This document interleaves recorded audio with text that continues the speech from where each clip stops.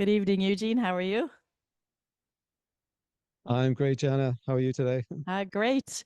Well, for anyone listening, I know when we did our week 28, we said we were going to be finishing up for the summer, but Ireland just got a little bit more chaotic. So we have done a couple more episodes since we were planning to finish for a summer break. So we have week 30 tonight.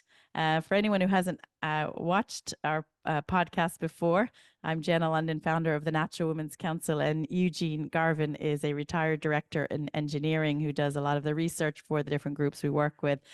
So tonight we have week 30, and last week, week 29, we have a very short, less than 10-minute clip focusing on pride. So we'll release both of those at the same time. So what is going on in Ireland? People from abroad have contacted me and said, what's happening in Ireland? And the first thing that comes to my mind is Ireland is burning, because we're just seeing these fires and these Garda raids and this brutality, and it does not look like the Ireland that I came to know and love 21 years ago at all. It looks like you're watching news about a different country. So tonight we're going to talk about the immigration issue, particularly Coolock, because it's a really hot issue that's gotten global attention. So I'll turn it over to you, Eugene, to kick that off. Yeah, so I think before we get into Coolock, I think, Coolock's getting varied kind of attention in the mainstream media, and there's certain narratives, the far right and the violence of the Gurriers and thugs and Coolock, etc. This is the kind of narrative you're getting in the mainstream media. And, even that the Ku Klux Klan are coming in and mentoring people here, this is in the Irish Times. So we wanted to talk about, regardless of any of that, where has this come from? And what are the origins? So we're going to take a step back in time to 2022, when Roderic O'Gorman sent out his tweets around the world inviting people to come to Ireland. So this was covered in Grip Media at the time. We've got the article here, so you can take a look at it. And they've got copies of the tweets. So if you know the various languages involved, you can see what he actually sent out here. So we've got 6 of the tweets. He sent out 8. I think I've even seen that he probably sent out a few more, but 8, I think, is the kind of mainstream number that we've heard of. So basically inviting people to come to Ireland. We'll look after you. We'll get you accommodation, all that kind of thing. And this was in 2022. So what on heaven's earth was he doing this for? I have to ask myself. So let's not be blaming the people of Coolock. I think they have an issue imposed upon them, and that issue sits with the government, and it sits with certain people in the government. And this man is one of the first main people involved. So let's look at some of the other things that have been going on. The government were warned about the issue of social cohesion, initially in the context of the Ukrainian migration into Ireland. Now, I think Irish people were very understanding of the situation in Ukraine, very much an exception. And particularly, you were talking about women and children in the main, and maybe elderly men, etc., being brought into the country, while men of fighting age stayed behind and fought for their country. So I think a lot of people were sympathetic with that and were very open to that. But there were concerns about impacts to social cohesion, and the government were warned about it. So they've clearly ignored it, and they're only making the problem worse. And we'll take a look at the numbers later on. So we'll look at the kind of the steady increase in the kind of numbers that we're having to deal with. So even in 2022, there was a recognized problem with a lot of people coming in from Ukraine. And as I say, I think people understood there were going to be challenges involved in that. But unfortunately, things have just continued to get worse and worse since that. And we're not talking about people fleeing a major war like that. We're talking about people, in a lot of cases, economic migrants coming in, and some of them coming from designated safe countries. Now, a lot of that's been stopped, but that was going on through 2023. We'll see. You can see it in the numbers when we look at them. The other thing really important to point out for listeners who may not have heard this, but something that's a really big concern for the safety of children, women, and families is that it was recorded by the Department of Justice that up to 85% of these people come in with no passport, with no ID. So when they land in Dublin Airport, they self-declare their name, their country of origin, and their criminal past. That all is taken at face value based on what they say. So Ireland could be a place that is letting criminals come to escape their criminal past and buy themselves a brand new identity, up to 85%. And there's a few ways of solving that. And one way I believe actually is ultimately you need probably a presence at the departing airports. If this thing is going to get any worse, or if it's going to be stopped, that's probably something we need to look at. But let's move on. They could easily put in a solution, So but the question is, do they want to solve it? Well, that's the point, because they're creating it and they're making it worse. Why are they doing that? Like, what's driving this?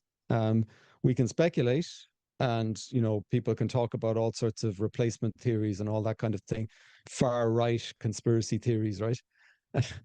But what it does cause, and it has been causing in Western countries, is chaos.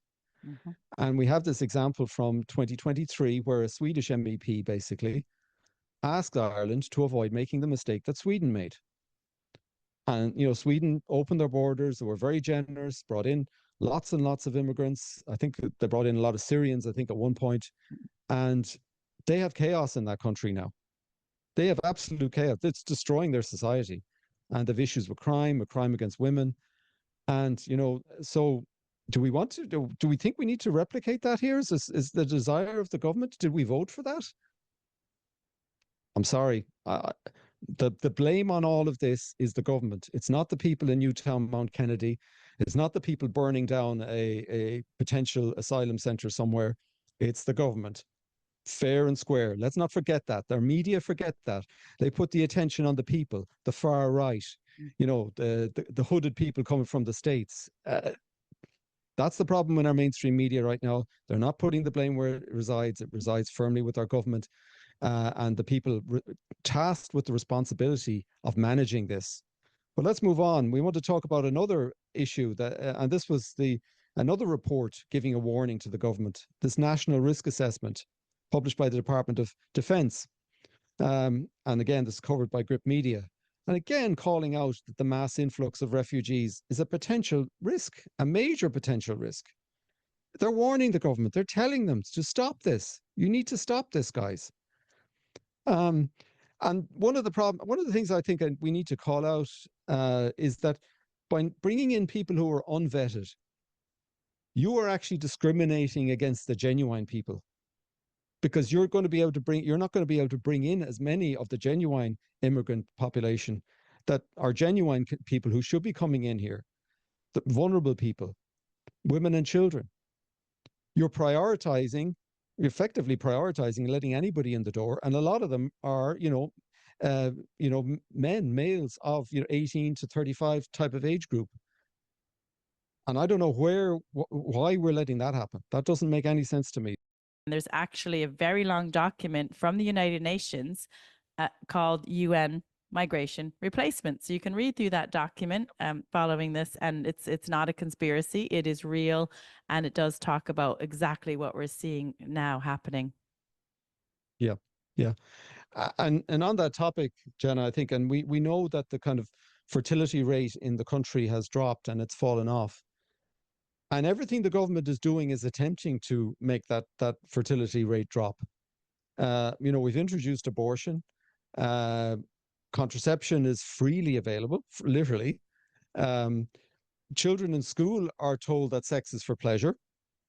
They're not encouraged about families and relationships. It's like an anti-family type attitude that's been spread in the country.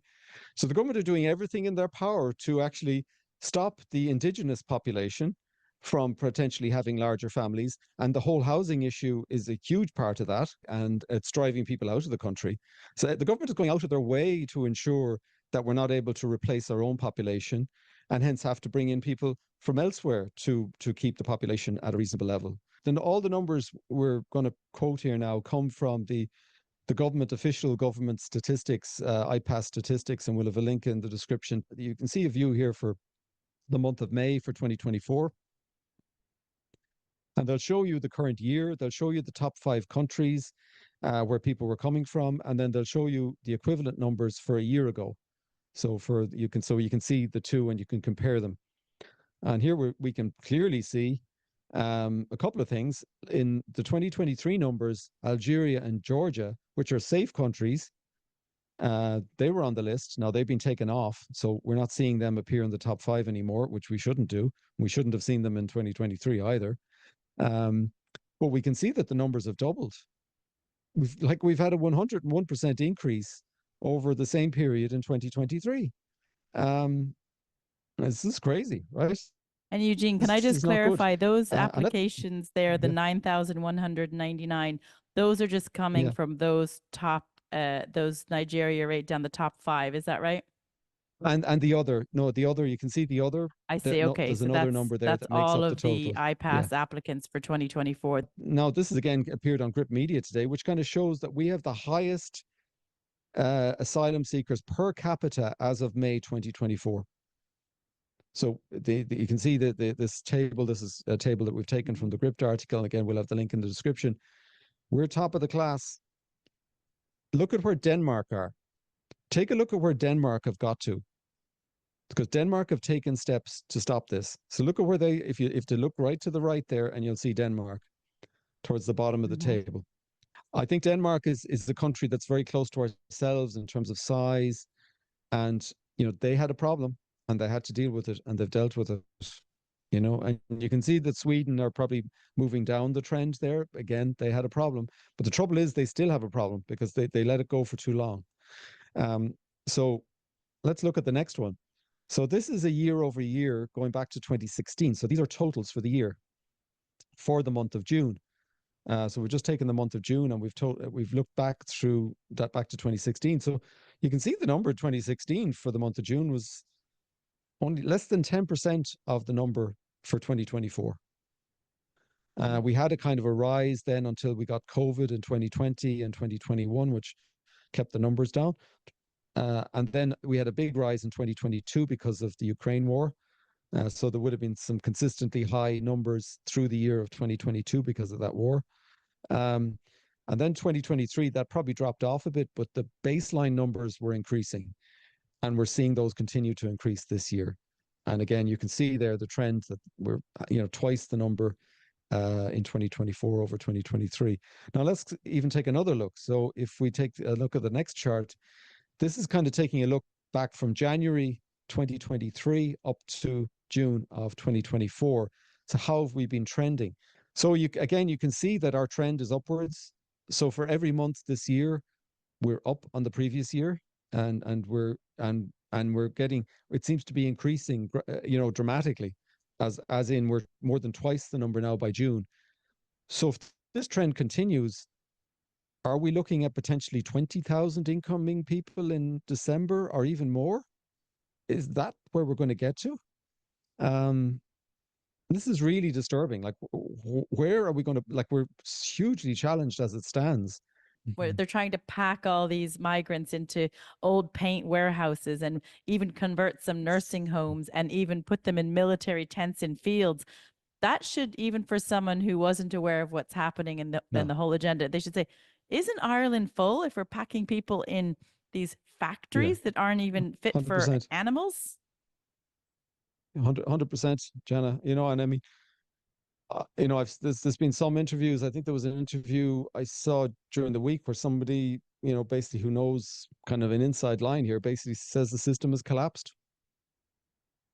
Our international protection system for vetting people and controlling it is collapsed. I believe it's completely out of control. I think we've called on in plenty of our podcasts and our social media posts to have McEntee step down. I mean, she has absolutely no control over the process, people coming in, the vetting, and the deportation. There is no deportation. So we could be getting floods of criminals in, and they are here to stay. So look at the costs of this thing. 2.1 billion paid out in asylum accommodation. That's just accommodation.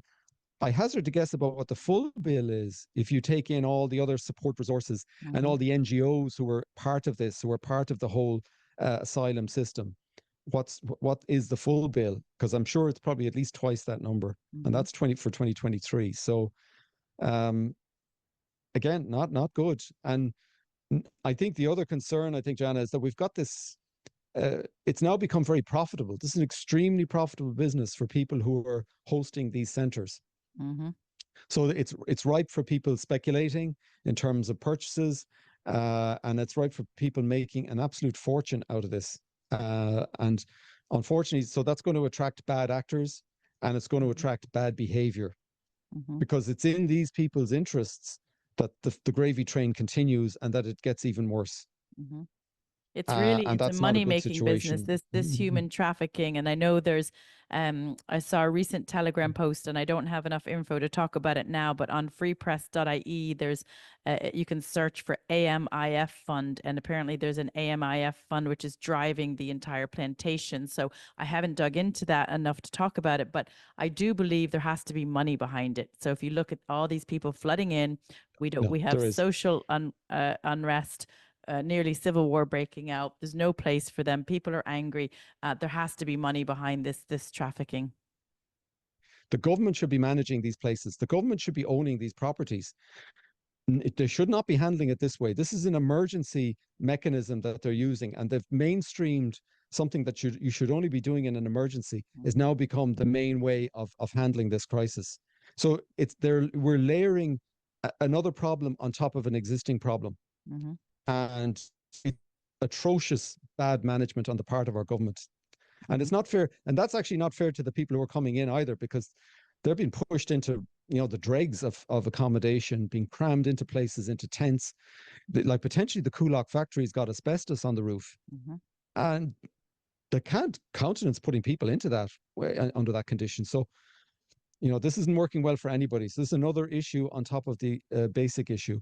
And here again, we have a courtesy of Gript, one of their articles talking about the first, the €500 million in the first 3 months of the year. And they list some of the companies that are making the money there. And it's big money. 24 million, 6 million, 5 million. You can see Travelodge hotels in there, right? It's more profitable for these people. I don't know the price per bed, convert Eugene, their hotel but, into an IPAS center. I don't know the price they get per bed, but someone was talking and said that someone was looking to renovate apartments and make them into these, cramming the migrants into them. Yeah. And the price they were told, and I haven't fact checked it, but this is what was told to me, was €125 per bed per night, which sounds about right. So if you have an apartment with just 4 beds and a little bedroom, I mean, that is €500 a night. So if you look at these companies that are making, I don't know how many rooms they are, but millions and millions, you would have to suspect that each bed is probably worth at least that. So it's much more profitable than a hotel room where you would only have a bed and the whole room would only get maybe 150 or 200. Now they're getting 500 a room because you can cram 4 or 5 beds into it. Yeah, and it's guaranteed occupancy. Like that's the huge thing. I mean, your hotel, I'm not sure what occupancy rates our hotels run at, particularly when you get into the off-peak period. It's probably, maybe 40-50%. I don't know what the numbers would be, but this gives you like guaranteed 100% occupancy. It's a fantastic business, right? So I think this is again another issue, and they've allowed they've created this basically. And you can say, again, our mainstream media are digging into this thing. Why aren't they? There's big stories here, I'm sure, bigger than what even Gript are covering. People talk about, that they're flirting the planning laws. Well, they're not actually, because they changed the planning laws in 2022. So we've got a link to it here. This is a government gov.ie website. You can see this document here, the change. They did an exemption for any properties that are being used for international protection. And it lists out, schools, colleges, universities, training centers, community centers, whatever it is. And if these are the centers if you're converting these for the purposes of international protection, hosting international protection applicants, then you can get exemptions from the normal planning regulations. And that's what's happening. That's what's happening. Now, I think people could say in an emergency situation, again, like the Ukraine situation, perhaps, you might live with this for a short period of time, but not at the scale it's happening now, and not when you're talking about centers where there's going to be 500 people, 1,000 people, and it's a huge proportion of the population of the community, relative to the communities that they're going into. It's really crazy. So when you look at some of the small villages and towns around Ireland, and they're putting in populations of migrants that are equivalent to the existing population. And again, if we take a look at the example of Coolock, there was a previous development being proposed for Coolock, for apartments and a creche and a hotel and a playground, which would have probably done a lot for the area. Would have given employment, it would have provided some facilities for the area. And of course, that wasn't approved because that particular land is zoned for, industrial, job creation use. But now that's just been flaunted. So the people of Coolock are getting a really raw deal here. They had planning turned down for something that would have probably helped them in terms of improve the area. And nothing has been done since that date, the 2019 application.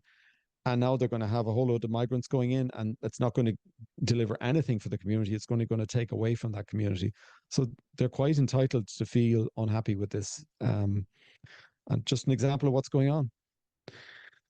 So I think what we need to do, Jana, is to take a look at what's been going on in Coolock. And what we need to look at is not the pictures that you're seeing on RTE or you're getting in the journal.ie or the Irish Times or any of the narrative that you're getting from those people. We need to look at some of the images that were on Twitter, which typically wouldn't be allowed on YouTube, but because this channel isn't monetized, we'll be able to show them.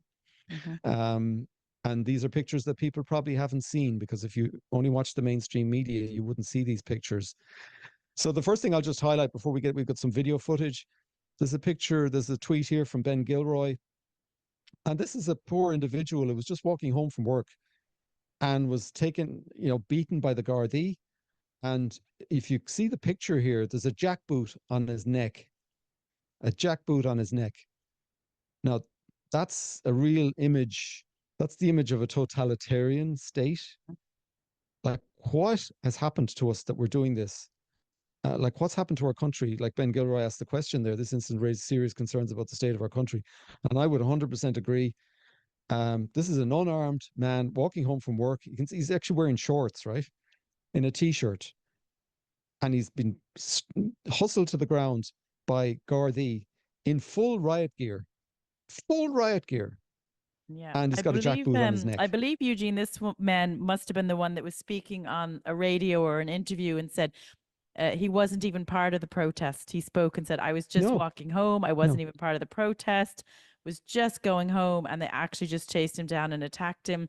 And we've seen the Garda go into housing estates and pepper spray and beat people who weren't even near the protest, people that just live there. So it really is a societal collapse happening. I mean, how dare the Garda, if they are the Garda? Now, I would question, I had a message from someone who is in a relationship with someone who's high up in the Garda, and they sent me a private message on Twitter, which I posted details of, that the Garda that were beating people up and pepper spraying people weren't even wearing their ID, their epaulettes, the numbers and ID on their sleeves. Yeah. And so they probably either aren't even Irish Garda, or some of them may have been student Garda who were just sent there as students because they hadn't gotten their numbers yet. So it's mandatory for Garda. I've looked up the uniform code to actually wear their ID on their arm. So why were these Garda who were beating up locals? We saw them beating up old senior citizen men who were in their 70s, terminally ill women, children. Why weren't they wearing ID? So did Drew Harris bring down some of these, constables from the north to beat up the Irish? Those questions need to be asked. Yep. And again, none of these questions have been asked by the mainstream media. It's all about the far right, the hateful people in Coolock, etc. I'm sorry, guys. It's not washing with people anymore. No, this far right discussion. It's just the labels are nonsensical. The media and the government are really looking desperate to actually label people as far right who are getting beat up by Garda with batons and pepper spray, and children getting beaten up and elderly, and then calling them far right. That is not flying anymore. I think the government has completely lost the room, and it's shocking how they're trying to vilify it's the working class. It's suffering. So these politicians in their ivory tower living in, Glenageary, Killiney, Portmarnock, they're not bringing in these illegal men into their villages, are they? I think we want to do, Jana, is maybe just take a look at some of the footage that people haven't seen, and let's kind of walk through it, and we can kind of react to it, I guess, as we go. And this one is pretty shocking. There's a young man here being intercepted. I mean, I can't believe, look, he's just standing. He has nothing. He's unarmed. This is just the most shocking scene, Jana. I mean, it's unreal. I couldn't believe it when I saw this. And they He's beat him been about welted there, been absolutely hammered. I mean, he several didn't resist times. arrest. He's unarmed. He's just I don't even beating think him. he doesn't seem to be. He wasn't part of any protest. What's going on here? Why isn't there an investigation into this? Like, this is just crazy. Yeah. And they just beat him over and over. It's like these, whoever these thugs are. I hate to say they're even Garda, because I have a hard time accepting that the Irish Garda would actually do this. So I'll just call these the thug squad. I mean, they actually look like they're getting a real buzz out of beating this person up. And that could be any innocent person walking down the street. That could be a child. That could be like somebody's parent. Like it could be anyone. Like, it could be you or I walking home in the evening. It's just that is a level of force that is totally inappropriate. And look at this guy comes along with the handcuffs. Do me a favor. Like, do me.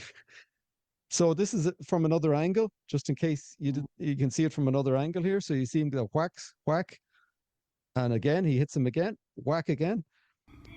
Like, he's hitting him with force there. Now, this is Patrick Quinlan, a newly elected councillor, and he's given the Garda a piece of his mind. He gave a fantastic speech, and he spoke at our Thornton Hall public meeting in Finglas as well. He did a really good speech there, and he gave a really brave, courageous speech there. He was not intimidating to the Garda. He was not hateful. He was speaking from his heart as a proud Irishman. Yeah, absolutely. Now, the other question I have about this is, like, what are they doing? Like, there's nobody there. Like, there's only a handful of people behind the councillor here. A lot of them are with cameras and stuff.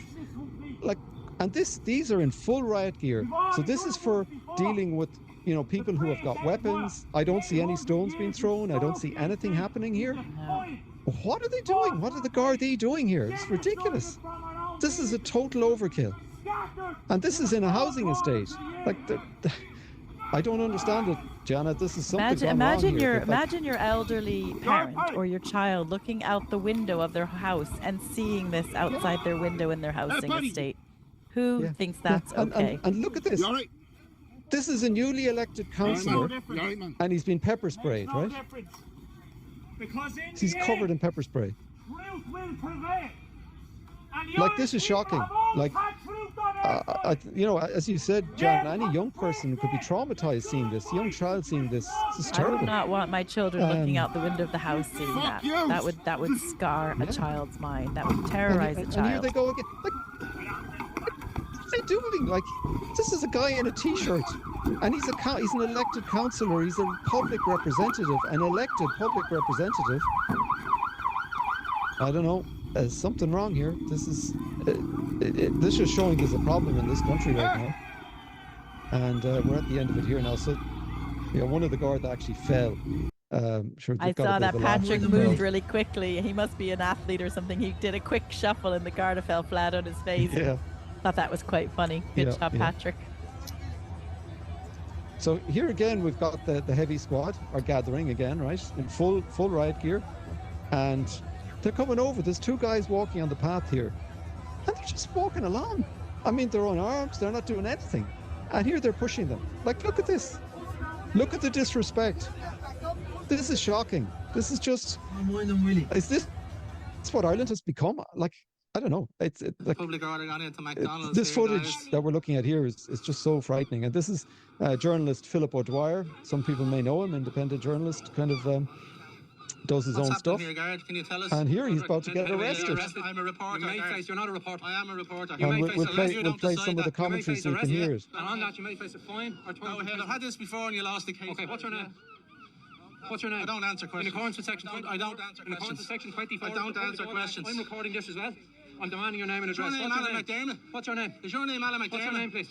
I don't answer questions. Under arrest under section 8 of the Public Order Act. And again, look at them all. They're all lined up, full gear. Go ahead. Like, who are they coming up against? What's your name, Like, guard? I'm a reporter. Philip they Dwyer, look like they're all dressed up for a party that isn't happening. Like, this is just ridiculous. And we have another example coming up of this. Look at this, lad. So this is another case of the heavy squad, if I call them that, and they're on again in just just an estate, right? This is a housing estate. There's nobody there. There's nothing going on. They're putting these blocks on the road. Who are you charging at? Who are you charging at? There's no one on the streets. I can't fathom it. It doesn't make sense. Is this like a play you're doing? It's like a school play you're doing. You know, again, maybe, you know, this could be seen as just intimidating the people, the local people in the community there. Well, if that's what it is, this is reprehensible. It's terrible. Yeah. This is tactics. That was the man. He was on his. I I listened to that one. The man was out on his patio and he was saying, "What are you here for? There's no one around." And look at all those the Garda squad there. Rather than being in the city of Dublin, where crime is through the roof and there's stabbings every day, they're in a housing estate terrorizing locals. Yeah. It's unfathomable. It's I can't believe it. I can't believe what we're watching. And you know, and they go on a kind of a march down the street now in a few minutes, and again, there's nobody there. There's actually nobody there. And that's what you're bringing in here. And they do, and people wonder, like, why are the Coolock people so upset? Would you not be upset if all of these armed Garda were pepper spraying all the people in your village? So all you see in the mainstream media is the stuff that the burning, digger and all that sort of stuff. Now, this is another very upsetting scene. Again, a person on his own, like a man probably in his 50s, 60s. He literally, when you get a close-up of it now, it's from a distance, but there'll be a close-up in about 30 seconds. And he's been beaten up by 3 or 4 guards, just hammering at him. It's just shocking to watch this. He's not even throwing any punches. He's just trying to push them away because he doesn't want to be hit. He's beating him. It's unreal. He's unarmed. This is shocking. Like, this footage is shocking. This is disgraceful. And I don't see this in the media, and I don't see people talking about it. But I think we need to be talking about this at the next election, because this is shocking that our ministers and our government have allowed this to happen. So hopefully, just for people watching this is showing you something you mightn't have seen already. Some of you people obviously are in the know would probably see some of these.